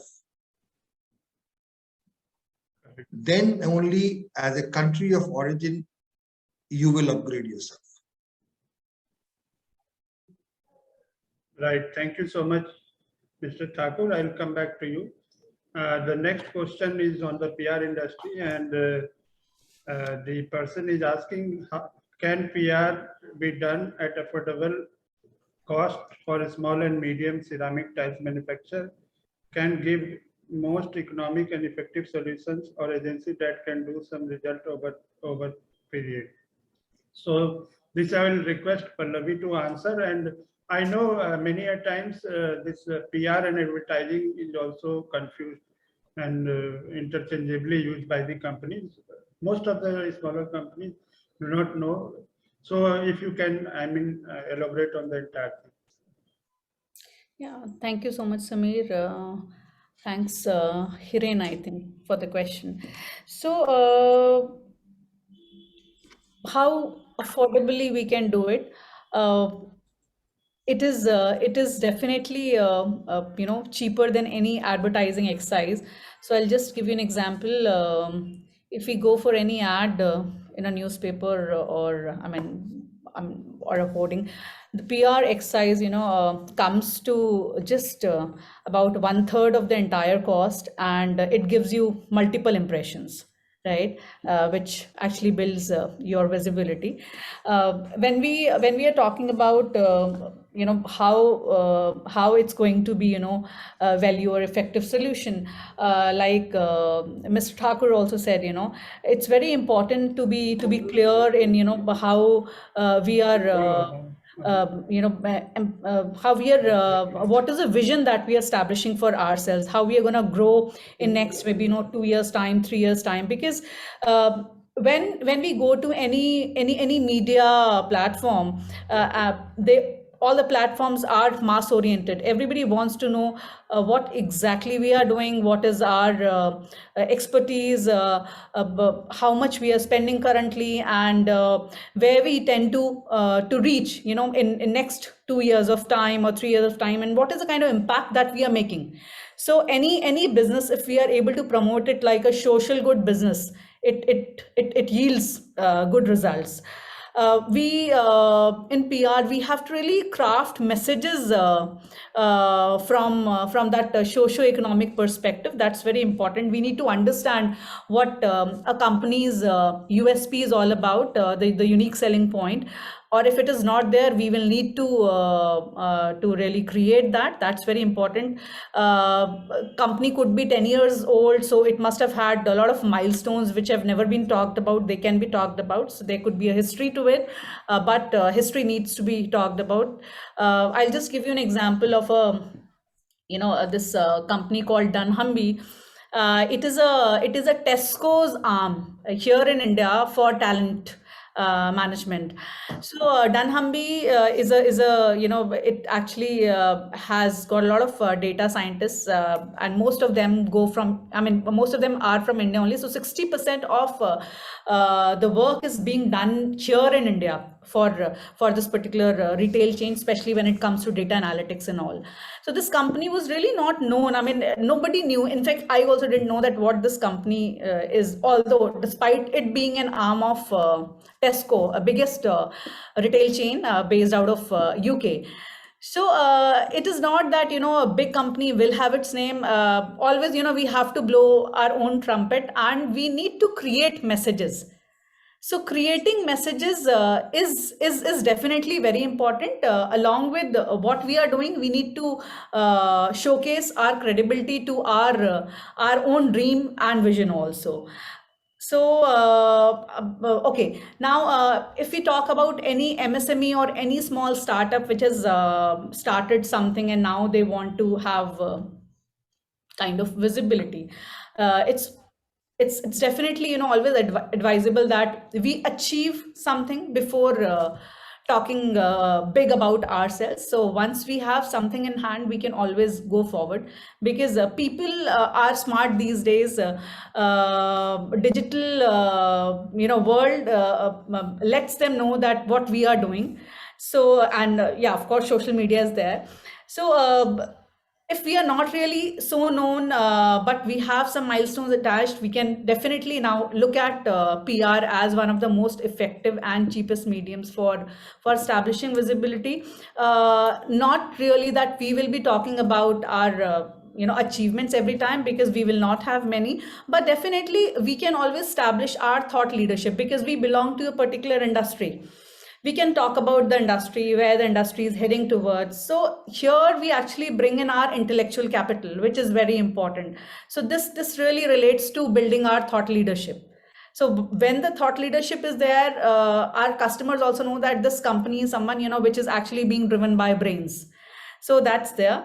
And we can also, participate in a lot of industry activities. It's very important that we have our share of voice. So for instance, I was Googling what is happening in ceramic industry and in news. There was, I think Mint had done a story on Khurja cluster, where people actually went, they had no money even for the medicines and all, and salaries were not given. So how, another person from the same industry comes and talks about the challenges and what could have been done in terms of solutions. So here, we are actually establishing ourselves as a person who understands the industry, who knows the challenges, who knows the solutions, and who really wants to bring in a social impact. I hope I have been able to, clear your query and made myself clear. Thank you so much. Pallavi, you have to wait for a while, because the next question also is for you only. Okay. Is it necessary to go for PR in isolation, or we need to implement it on a continuous basis at organizational level? So it is always advisable to have PR done on sustained basis. We can have PR just for one activity. Okay, I have some announcement I want to release. I want to do a press release. So just, do this for us. So press release will be done, and, just for a month, maybe we will be somewhere there on Google News and all. But after that, what next? So maybe after 6 or 8 months, again, we have something and we come back.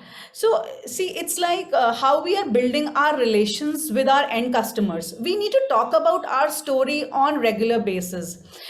Media needs to know us that yes, we are there in the picture, we are progressing. So to showcase our progress, it's important that we stay. So maybe we can have a small budget, we can bifurcate it, over a period of time. So I always advise, that we go at least for a 6-month one, rather than, having just one of the activity. Thank you so much, Pallavi. Professor Bora, how important is the content for branding and not designing, for the branding part? Oh, it's very important. So no denying that. I think that clearly the content is you want to have good content, but you do not want to be seen as having too much control over the content. So the entire idea of a user-generated content that you want to kind of create and wants user to talk about you, it should not look like that you have too much control over the content. So there is this entire idea of whether you want your message to go viral, and so that people want to look at it. In that case, it should be seen as more spontaneous rather than too much of a control.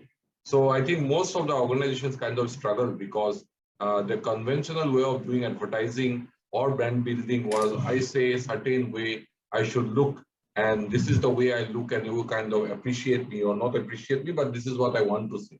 But over a period of time with UGC, the problem is that consumers may come up with all the different kind of connotations. So you need to have control, but not too much of a control.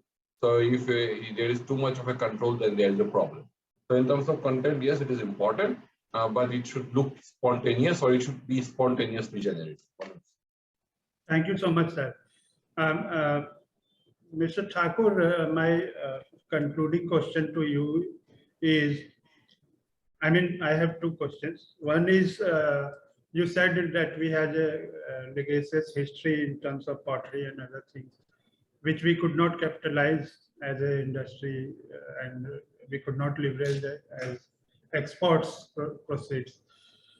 So why did it happen? If you can throw light on it and any lesson from it. And second, there are many brands which do not have money for branding exercise because they don't conclude initially in the budget. Their entire focus is on creating on the manufacturing aspect of brand. So how to go about it? And Mr. Bora can also answer either of the questions. So first, Mr. Thakur. Right. Mr. Post, I don't need to explain this to anybody here. India, obviously as a civilization, we've been around for a very, very long time. But given all that has transpired in the last, say, 1,000 years, but more than 1,000 years, the last, let's say, 200, 250 odd years, we've not been in a position to either support or even help people who practice these arts. Now, a lot of these is, you see, it'll be a direct function of our state of development, because you can only help if you have the resources. So let's say during colonial times, the economy was much more based on extraction. So the colonizers just took whatever they could without even thinking about giving anything in return. When we got our independence, we were not resource rich. We were resource poor. So then we start from the basic needs, which is food, where we had tough time.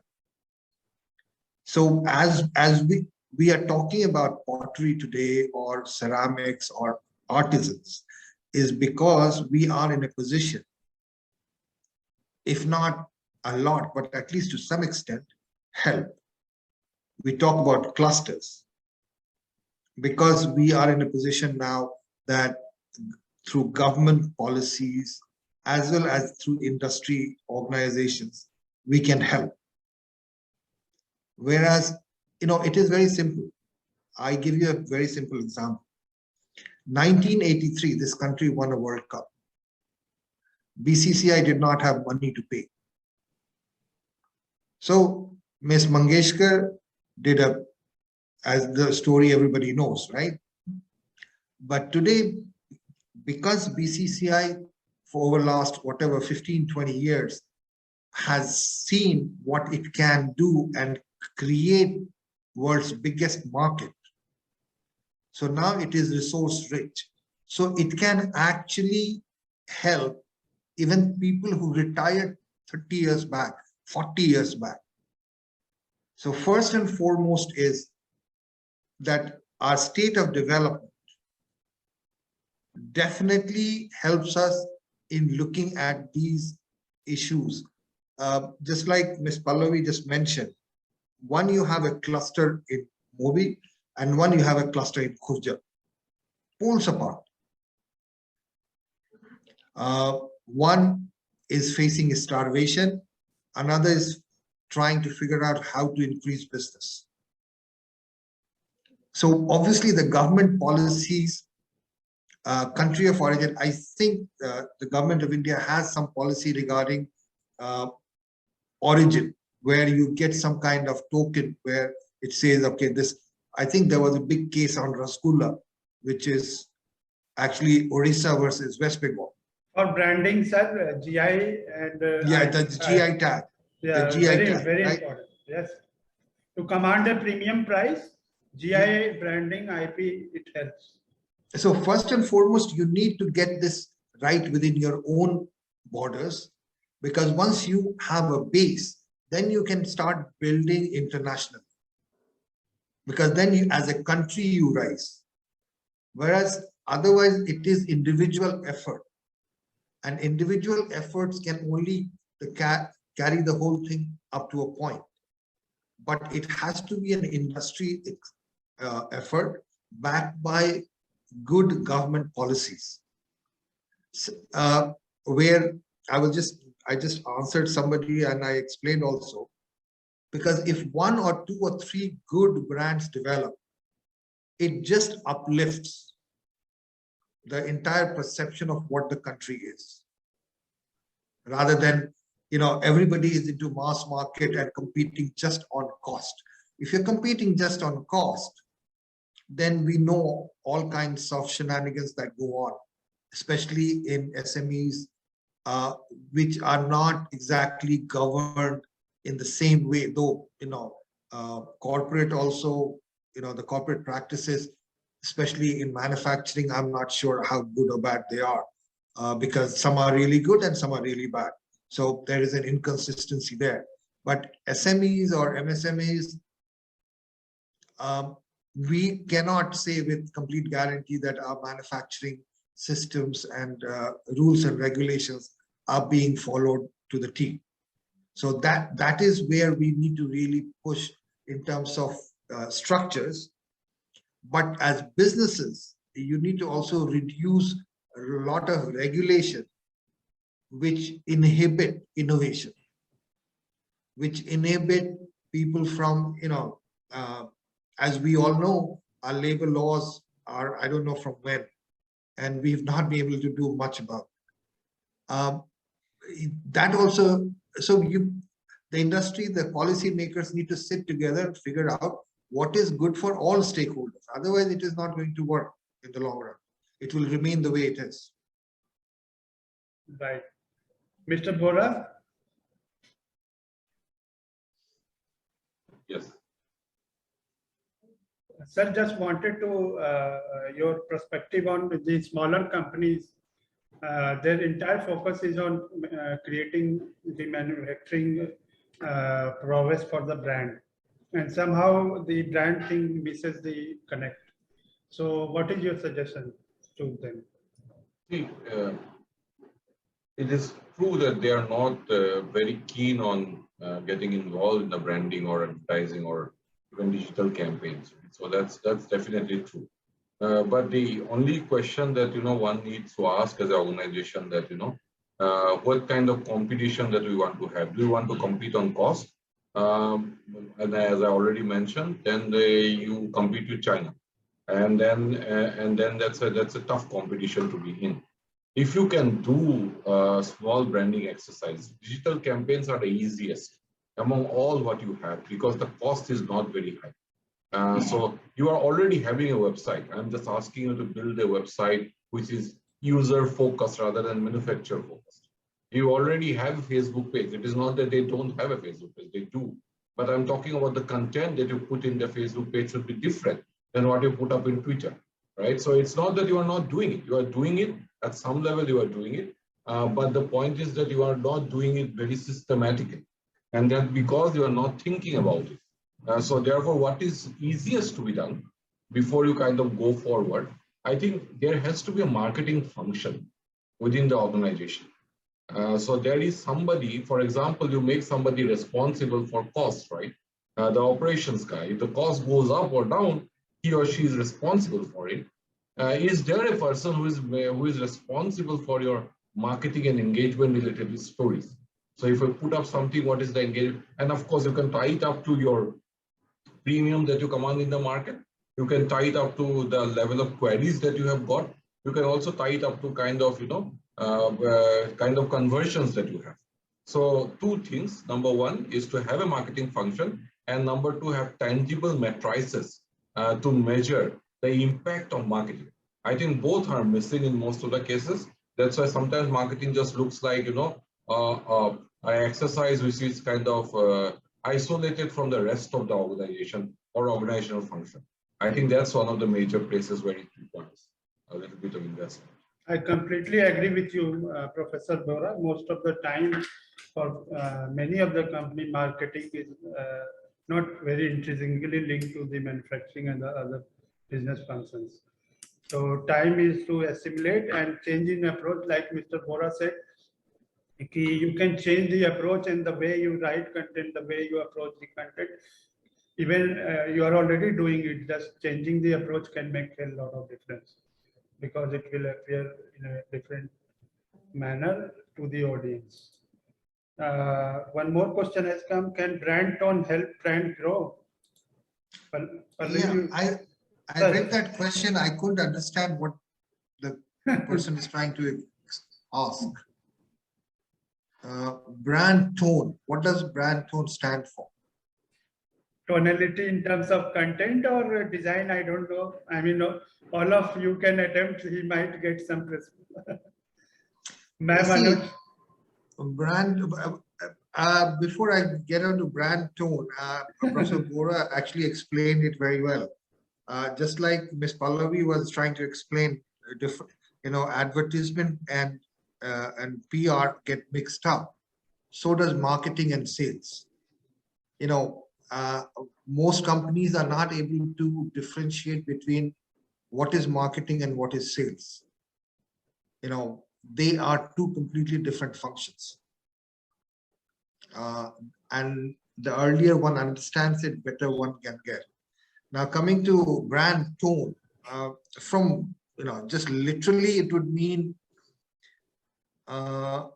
what does the brand sound like or looks like or feel like. Okay, that is what I can understand from that. Now I keep on repeating myself all the time. There was a previous question regarding brand and product, and this is now brand. Again, for me, the biggest thing is, if whatever you want to do, if all of the variables are not consistent with each other, it does not work. Your product, when you look at the product, it says something, your message says something else, and when they talk to you, you say something else. It just will not work. If you want to build a brand which is growing, which has got a lot of traction, all those things can only happen when you have such a consistency in your narrative of who you are, what you're trying to sell to me, and how does it help. You don't get that right, you will have serious problems. So brand tone, whatever the author wants to say, just please remember, just having a brand and product which does not match what brand is trying to convey, again, to me, it does not work in the long run. Thank you, sir. Thank you. Mr. Anuj Pawar, my final question to you, ma'am, is, do you see any skill shortage in this area of ceramics in coming time, or is it sufficient people are unemployed? What is the scenario? You are already working with women group and other. Uh, I didn't get your answers. Like, can you repeat it? Ma'am, I was trying to ask, skill-wise, do you see, I mean, oversupply of the people and demand is less, or demand is more and the skilled people are less in the sector? I think there are number of skilled people are there, but there's a need of more refinement into the skills, and focusing on a particular production or particular unit. That is more needed, and I guess need is there, and we have a work power, we have artisans to work, but there I think they need to be trained to be a super skills or a final skills to get a better production. That's what I feel. Right, ma'am. And any expectation from the government, which I mean, these artisans, I know Like there there are are, list of yeah, demand. there are number of schemes are there, and there are a lot of projects and NID is doing with the craft clusters. Even in past, like there are few projects have done in Morbi clusters also. There are few projects have done in NID. So there's a constant trials and errors are going on. So it is still in the process, but I think it's still needed more. Because earlier, Mobi clusters were into the variety of a product. They were into tableware, they were into toy making, they were into then lately now they are mostly in a tile industry or in a sanitary wares. So these Correct. two this two industries are constant over there. So the small clusters people are they have not got enough market or not enough mileage. So that's how the small clusters have suffered, and now they have also moved to the industry of textiles or other industries which is available over in that clusters. So there were still constant trials are going on, new projects are coming, new trainings are going on to Correct, help ma'am. the new clusters. So before I forget, I will request whatever presentation you have shown, as a practice, we email it to all the attendees. So even if it is 2 pages, 5 pages, doesn't matter. Please email it to me after the presentation. Okay. The same which you have shown, Okay, fine. so that it matches and somebody wants to re-listen it or revise it. Sure. My concluding question to Pallavi is, during the time of crisis like COVID and other, which you have already seen it passing through, and like the war is awaiting in Ukraine, the entire business ecosystem goes for a toss. I mean, I'm already getting the phone calls of exporters that what will be the freight charges and other things. So in this topsy-turvy environment, how do you see the PR role, whether your client base increases, decreases, or what kind of challenges you face? And what is your final suggestion to the brands? So I think, yeah, challenges we all have had faced during the COVID period, and yeah, more and more challenges will keep on emerging also. The idea is to find opportunities in challenges. That's very important. And I mean, if I talk about my own self, I was one of those female entrepreneurs who started this PR agency during COVID itself. So opportunities, I mean, if we really want to seek opportunities, they are there, I would say. When you are talking about small business houses who actually say that, sorry, we don't have budget and all, I mean, I don't have anything to say to them, because PR doesn't really cost much. It is all about sustaining your visibility if you want to.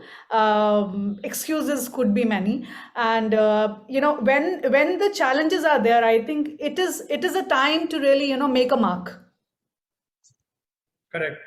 So if we see brands like Netflix, I would say that, yeah, they were already known amongst people, but how they actually, drove their entire campaign, during this COVID time, when they really wanted people to stay at home to watch Netflix. They were not really talking about, what are the shows which are, what are the movies which are going to be released and all.